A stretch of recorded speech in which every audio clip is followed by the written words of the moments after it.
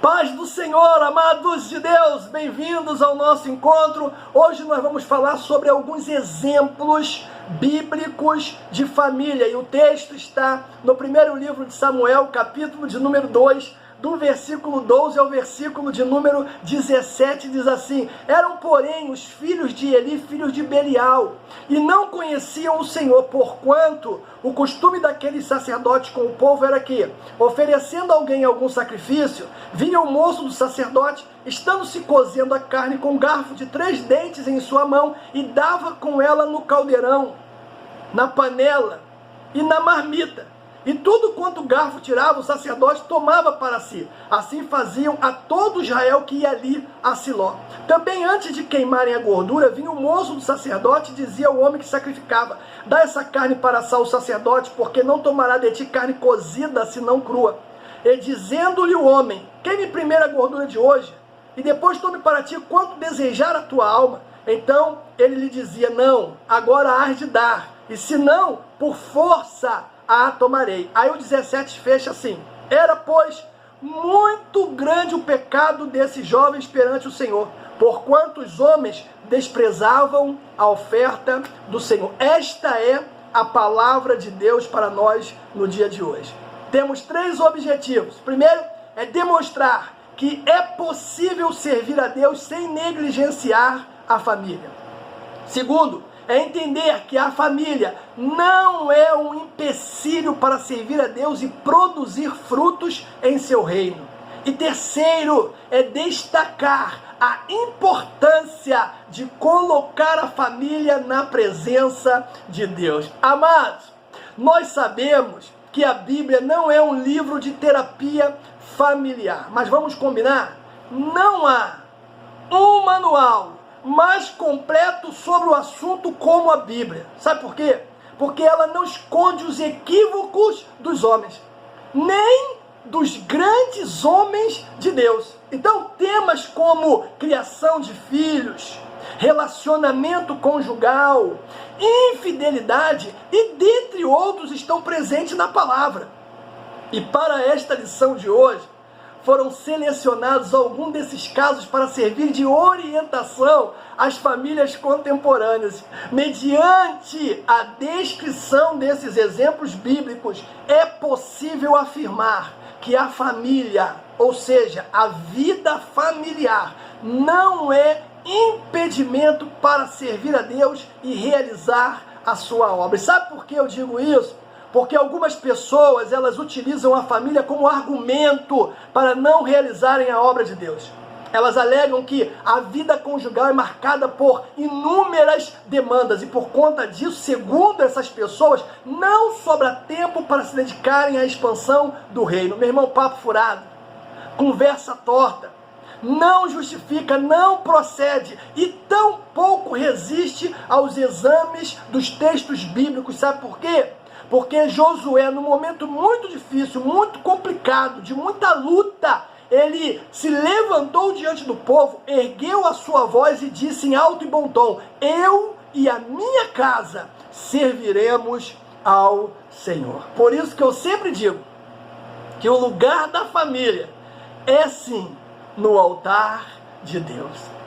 Em um contexto, né, irmãos, desfavorável, porque havia muita terra a ser conquistada, né, a ser consolidada, Josué exortou os líderes, bem como a todo o povo israelita, a abandonarem os falsos deuses e servirem totalmente ao Senhor dos exércitos. E a despeito de qualquer decisão do povo, e isso que é forte, e isso que é impactante, a despeito de qualquer decisão do povo, Josué escolheu colocar a sua casa no altar de Deus.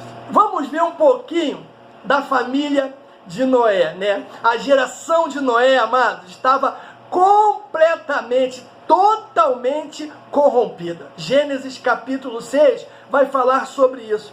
Esse desvio de conduta por parte da humanidade foi acentuado especialmente em função do casamento misto realizado naqueles dias. Gênesis 6, do 1 ao 3 diz: E aconteceu que, como os homens começaram a multiplicar sobre a face da terra, e lhe nasceram filhas, viram os filhos de Deus que as filhas dos homens eram formosas, e tomaram para si todas as que escolheram. Ou seja, as pessoas não davam o devido valor ao casamento. E o Senhor Jesus Cristo mesmo declarou, nos dias de Noé, que as pessoas comiam, bebiam, casavam-se, davam-se em casamento. Lucas capítulo 17. A expressão casavam-se, e davam-se em casamento quer dizer de modo literal. Eles casavam, descasavam, casavam de novo, descasavam e assim sucessivamente. Ou seja, na prática, a sociedade antediluviana nos dias de Noé não atentava para Deus nem para a sua vontade. E nesse aspecto aí, irmão, vamos combinar? Há muita semelhança entre essa sociedade e a sociedade dos dias atuais. A narrativa bíblica, no entanto, vai destacar a postura diferenciada de Noé. Isso é que é tremendo. Em meio ao caos social e moral, o texto afirma, Gênesis 6, versículo de número 8. Noé, porém, achou graça aos olhos do Senhor. Ah, meu irmão, o patriarca, ele foi descrito como um homem justo, reto, que andava com Deus, mesmo vivendo em uma sociedade corrupta e perversa. Esse mesmo homem constituiu família. 6:10 diz, e gerou Noé 3 filhos, Sem, Cã e Jafé.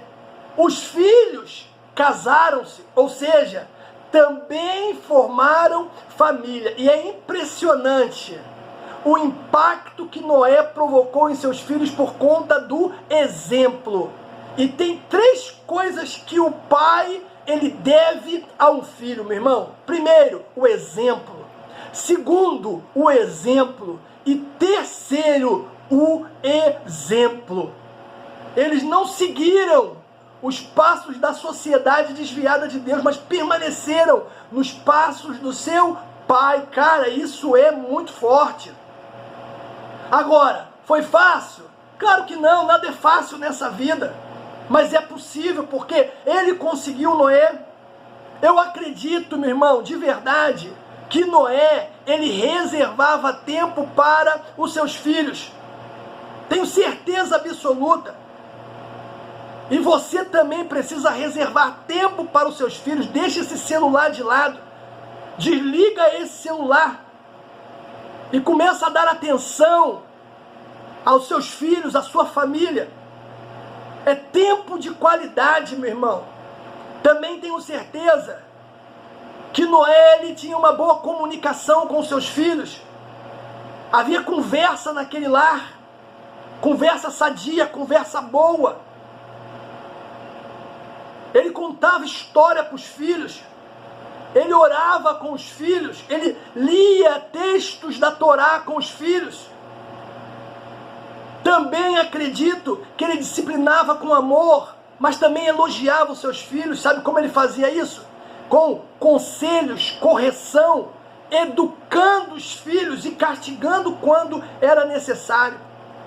E eu também acredito que ele respeitava a mãe dos meninos. Se existe uma coisa boa que o pai pode fazer para com os seus filhos é amar e respeitar a mãe deles. O lar fica mais forte, mais poderoso. Há mais união quando isso acontece. E o detalhe bacana, meu irmão, é que quando revelou Deus que enviaria um dilúvio sobre a terra, Deus prometeu ao patriarca livramento para ele e toda a sua casa. Ah, queridos, no nome de Jesus, meu irmão, pegue essa visão aí.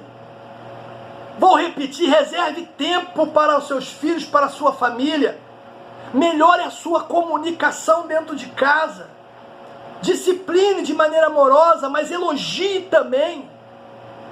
E ame ame e respeite a sua esposa na frente dos seus filhos. Cara, isso vai fazer toda a diferença. Toda a diferença. Então, quando Deus promete livrar toda a família, isso aponta com toda certeza para o fato de que Noé soube sim educar os seus filhos na presença de Deus. Soube. Ele lutou pela sua casa. Ele não aceitou perdê-la para o mundo. Cara, em nome de Jesus, acorda, meu irmão. Os dias são maus, tenebrosos. E você tem que se levantar como sacerdote da sua casa. Você tem que lutar pela sua casa. Você precisa brigar, né, para que o Espírito Santo esteja mesmo de verdade, de fato, dentro do seu lar. Para que haja união na sua casa. Não aceite, meu irmão, no nome de Jesus, não aceite perder a sua família para o mundo. E quando veio o dilúvio, Jesus é muito bom, Noé e a sua família entraram na arca e todos foram salvos. Essa é a proposta. Essa é a proposta. Eu quero profetizar sobre a sua vida que você e toda a sua casa serão salvos pelo Senhor. Aí temos também a família de Ló. Vamos dar uma olhadinha. A história de Ló, irmãos, ela proporciona muitas lições. Infelizmente, por ter escolhido as Campinas do Jordão em função da beleza natural, né? Gênesis capítulo 13, ele é tratado por muitos pregadores como exemplo negativo, como alguém que se guia pela aparência ou é movido pela ganância. Todavia, essa visão é um tanto quanto limitada. É possível conjecturar que ele tenha errado na escolha, mas não podemos caracterizá-lo como um homem movido pelas paixões carnais. A despeito dos seus equívocos, Ló foi um homem de Deus. Pedro aponta isso. Pedro descreveu da seguinte forma: ele livrou Jó, vou ler aqui, 2 de Pedro 2,7, ele livrou o justo Ló, enfadado da vida dissoluta dos homens abomináveis, porquanto esse justo, habitando entre eles, afligia todos os dias a sua alma justa, pelo que via e ouvia sobre as suas obras injustas. Então veja que, de acordo com o texto que nós lemos, Ló, primeiro, estava enfadado de ver o pecado dos abomináveis. Ló sofria, meu irmão, de desassossego devido às depravações sexuais dos moradores daquela cidade. Ter de conviver com o comportamento promíscuo dos sodomitas era motivo de angústia para o sobrinho de Abraão. A sua alma estava aflita, pois se deparava diariamente com o pecado daquele povo. É o que nós lemos em 2 de Pedro. Outra, não compactuava com os pecados dos sodomitas. O justo Ló não concordava com a libertinagem, ou seja, modo de vida sem regra moral de Sodoma. Sua alma sofria ao ouvir e ver os atos profanos dos homens daquele lugar. Então, de acordo com Champlin, né, um comentarista bíblico, a expressão assentar à porta da cidade, Gênesis 19:1, descreve a função de um juiz. Por isso, Ló ouvia os relatos do povo, como nós lemos em 2 de Pedro 2, versículo 8.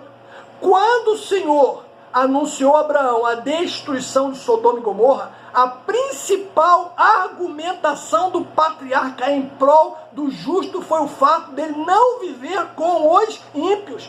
Gênesis 18, a partir do 17. Outro dado relevante em relação a Ló é a constatação, irmão, de que suas filhas eram virgens, mesmo vivendo em uma sociedade extremamente profana. Gênesis 18 e Gênesis 19. Mesmo sendo justo, Ló não foi levado a sério pelos seus genros. Relutou em sair da cidade.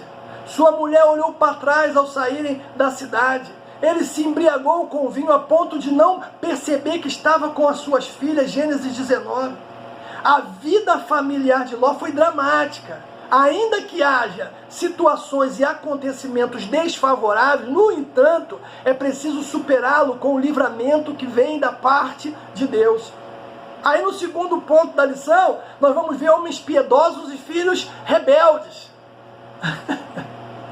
E é importante destacar, irmãos, que nem sempre os filhos seguem os passos dos pais.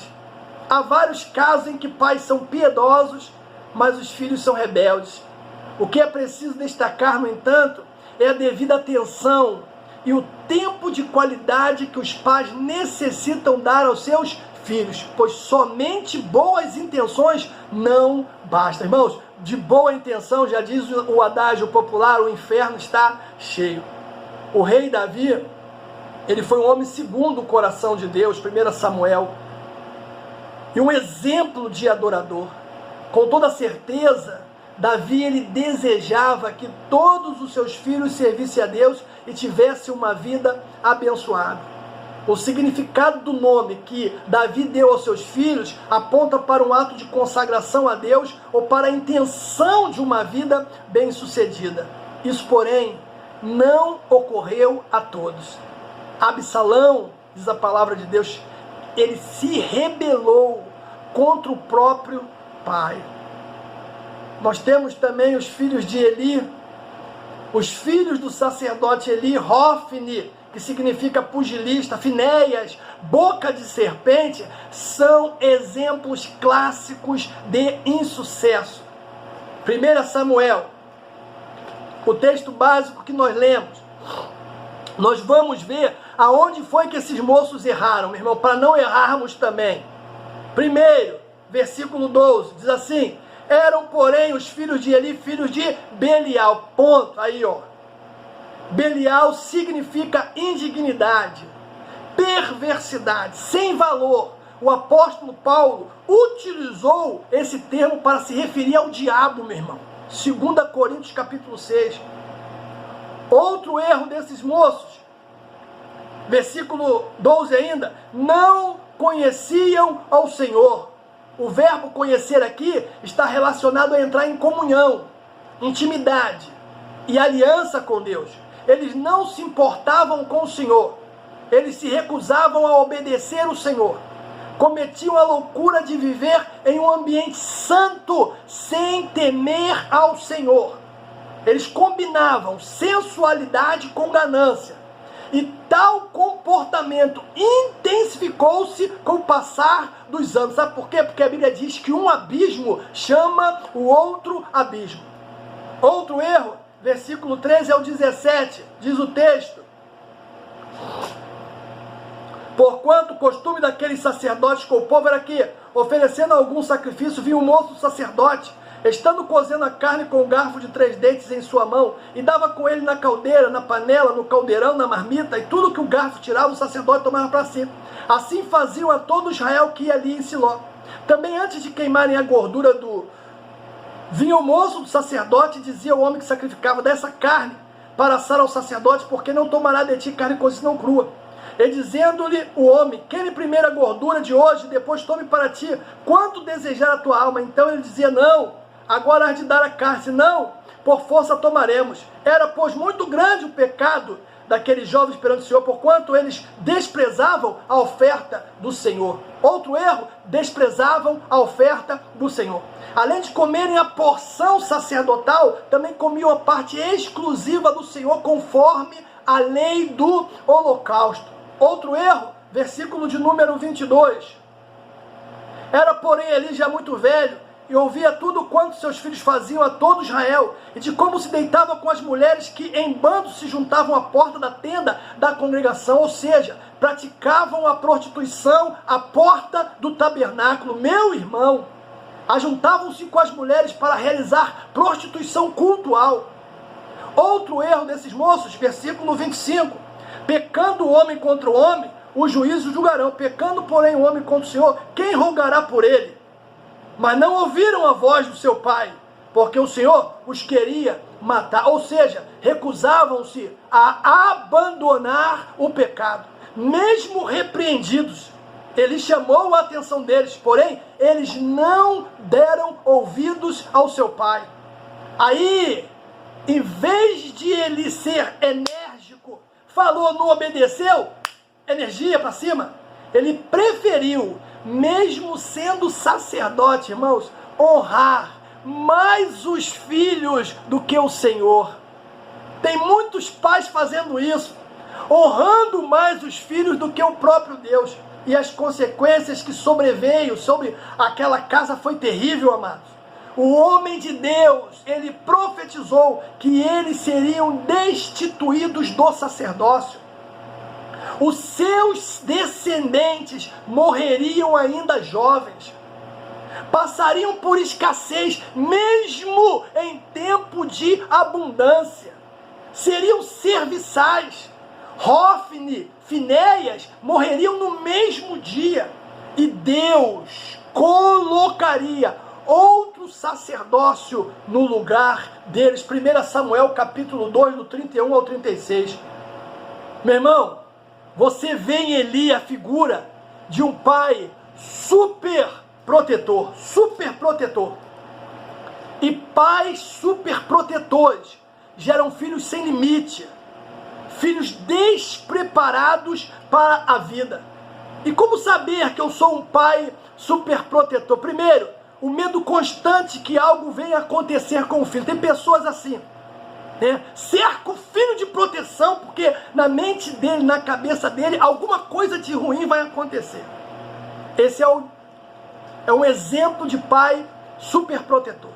Outro exemplo é aqueles que tratam o filho de uma forma que não corresponde com a sua idade. O filho tem 15 anos, 18 anos, e eles tratam os filhos como tivesse 6 anos de idade. Meu irmão, no nome de Jesus, está repreendido isso. Outro, o medo excessivo que os seus filhos se machuquem brincando. Ah, meu irmão, se ele está brincando, com certeza ele vai se machucar. Superproteção é um excesso de proteção, e excesso sufoca. Por isso que nós vemos adultos hoje, sabe, como inseguros, jovens inseguros, jovens inquietos, homens adultos inquietos, pessoas introspectivas, medrosas, com dificuldade de socializar, pessoas revoltadas, homens revoltados, agressivos. Por quê? Porque os pais super protegeram demais. Colocaram eles numa bolha. E aí, quando chega a fase adulta, meu irmão, é só complicação. Agora, tudo isso que eu falei pode ser evitado.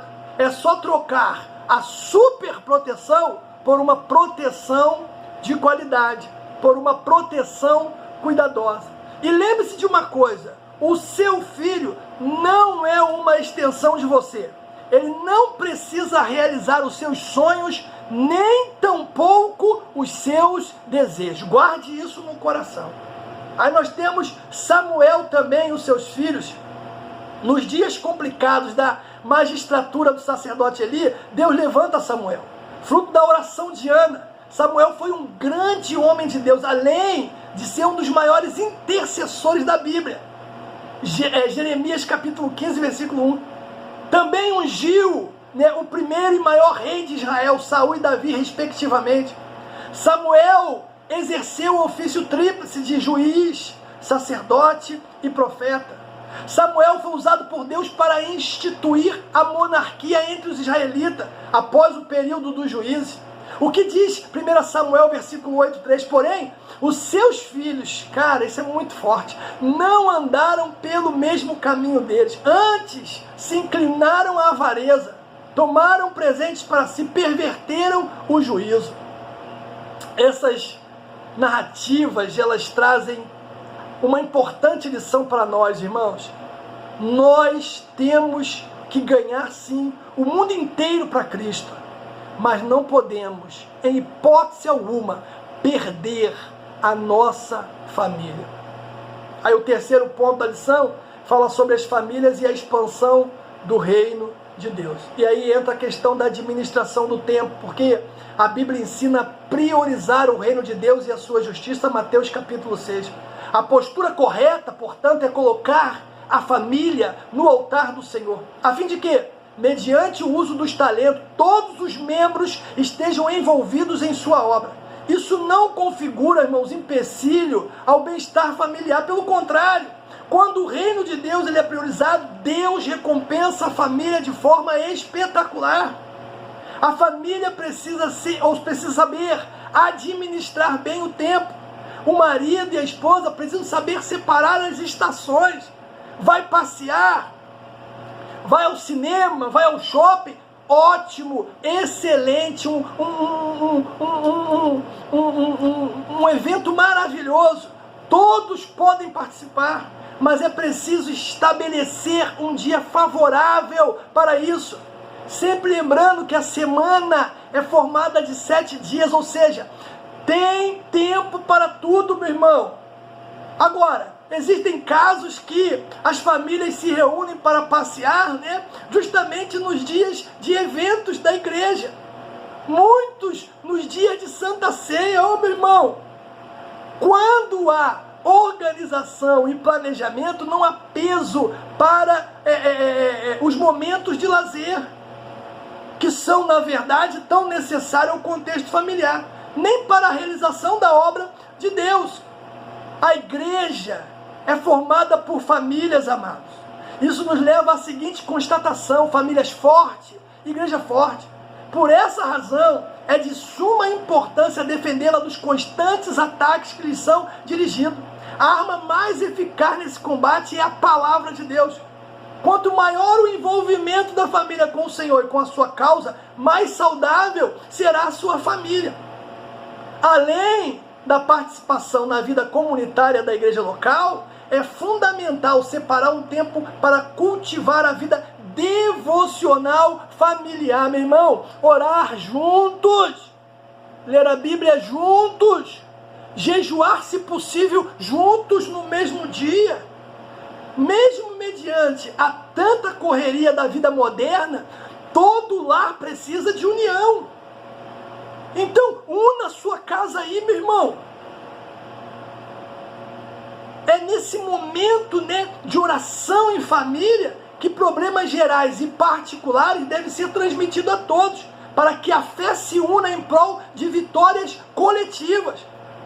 E eu quero concluir, irmão, dizendo o seguinte, que usando um adágio popular, né, que diz que o insensato, ele nunca aprende. O inteligente aprende com a sua própria experiência, mas o sábio aprende com a experiência dos outros. Por isso, a leitura das Escrituras é indispensável para a construção de um ambiente familiar saudável. Guarde essa palavra, meu irmão. Aplique essa palavra no dia a dia e com certeza Deus vai transformar a sua casa. Um beijo no coração e até o próximo encontro.